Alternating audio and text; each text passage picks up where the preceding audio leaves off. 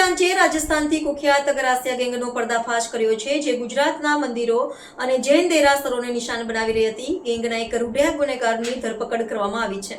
ગુજરાત અને રાજસ્થાન પોલીસની સંયુક્ત કાર્યવાહીમાં સુરત જૈન દેરાસરમાં ચોરી કરનાર કુખ્યાત ગરાસિયા ગેંગનો એક મુખ્ય સભ્ય ધરપકડ કરવામાં આવી છે.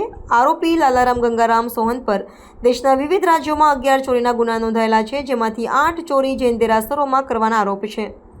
તાજેતરમાં સુરતના અડાજણ વિસ્તારમાં રામજી ઓરા જૈન મંદિરમાં 70,000 રૂપિયા મૂલ્યની નાણાકીય અને બહુમૂલ્ય વસ્તુઓની ચોરી કરવામાં આવી હતી. પોલીસને મળેલી અંગત બાતમીના આધારે રાજસ્થાનના પિંડવારા વિસ્તારની આરોપીને ઝડપી પાડવામાં આવ્યો હતો. પૂછપરછ દરમિયાન આરોપીએ તેના 2 સાથીઓ સાથે મળીને આ ચોરી કર્યાની કબૂલાત કરી છે. પોલીસ તપાસમાં જણાયું છે કે આ ગેંગના સભ્યો પહેલા મંદિરોમાં મજૂરી કરતા હોવાથી તેઓને મંદિરોની રચના અને બહુમૂલ્ય વસ્તુઓની માહિતી મેળવે છે અને આનો દુરુપયોગ કરી તેઓ ગુજરાત અને રાજસ્થાનના અંતરિયાળ વિસ્તારોમાં આવેલા મંદિરોને નિશાન બનાવતા હતા. આરોપી વિરુદ્ધ ભાવનગર, ભરૂચ, સુરત, વલસાડ, પાટણ, અમદાવાદ અને ખેડા જિલ્લા સહિત રાજસ્થાનના સિરોહી જિલ્લામાં પણ ચોરીની ફરિયાદો દાખલ છે. કેમેરામેન હકીમ શેખ સાથે વસીમ હાસમીનો રિપોર્ટ, આઝાદ ન્યૂઝ, સુરત.